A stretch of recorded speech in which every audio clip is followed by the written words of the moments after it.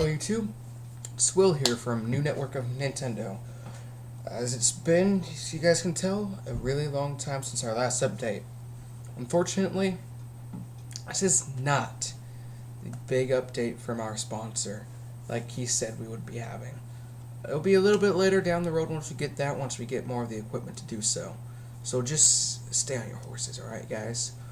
Today, we're obviously doing a initial thoughts of Luigi's Mansion Dark Moon. So, Luigi's Mansion Dark Moon is the sequel to Luigi's Mansion on the GameCube.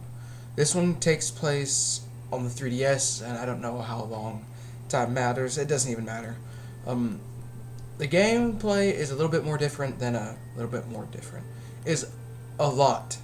different than Luigi's Mansion.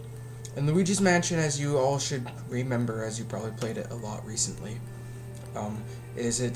you go through the entire mansion looking to save Mario, right? In Luigi's Mansion 2, you do missions for separate mansions. I've only gotten up to my third mansion. I haven't even started that mansion yet, so I've only done the first and second one. And after you do a little part of it, you get sent back to the bunker, and then you go to the mansion again to do another little part. The game is very choppy at that. I can understand why they did that, because it's a handheld game, and chopping it up makes it easier for you to save, turn off the software, do something else later on. But it really does break up the gameplay. In Luigi's Mansion 1, the game was it had horror to it. I mean, it really wasn't a scary game, but there were jump scares, and you laughed at yourself afterwards at why did I jump at that. What I've played so far in this, there is none. The ghosts in this game seem more kind of humorous instead of malicious, and that's a bad thing.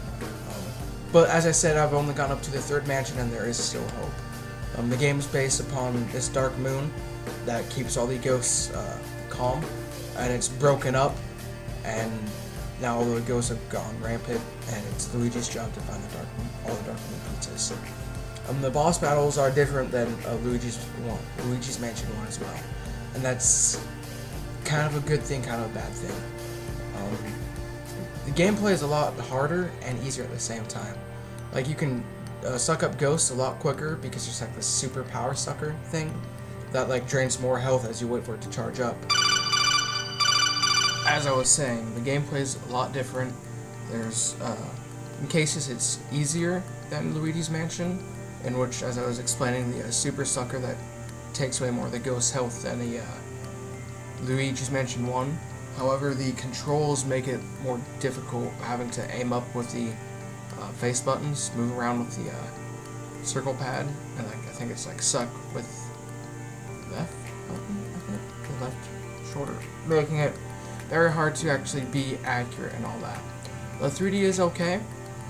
At times, the game will have you look through a window, and use the 3DS gyro sensor to look up, down, left, and right. And having a 3D on that makes it really hard to actually be able to look up without ruining it. It's kind of annoying to actually have to use that function when it'd be easier just to use the circle pad. So there's the initial thoughts, really. The biggest thing I have so far with it, it's as if Nintendo forgot that their audience for this game are 11 years older than when they originally released Luigi's Mansion 1. Luigi's Mansion 1 was released in 2001, so let's say said audience for that game was 6 years old. If they want to keep the same audience 11 years later, that makes the audience in 2001 17 years old. And this game feels like it's still for a 6-year-old. It makes it really, really annoying to kind of be are you kidding me? It's this easy. I've had some problems with some of the puzzles because I kind of forgot where to go and all that. It's my bad. But the game definitely does not feel aimed for the older audience of the previous game's audience. But still a fun game, and as of right now, I still recommend picking up, but you may be slightly disappointed.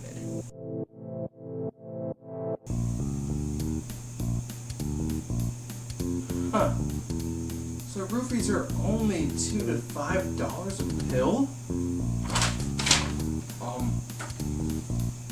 How the hell did you get in this room? Get out of here! Hello YouTube, it is I, the sponsor of New Network of Nintendo, and it may be difficult to tell who they are, so I'm here to kind of explain the differences to them. Will is probably the easiest one, so we'll forget about him. If any of these characters aren't wearing what I explain next, he's probably Will. Dark Will always be wearing a beanie and a chain necklace. You may not be able to see the chain all the time, but you will see at least this much of the chain. Professor Badass will always be wearing a polo, a tie, and sunglasses.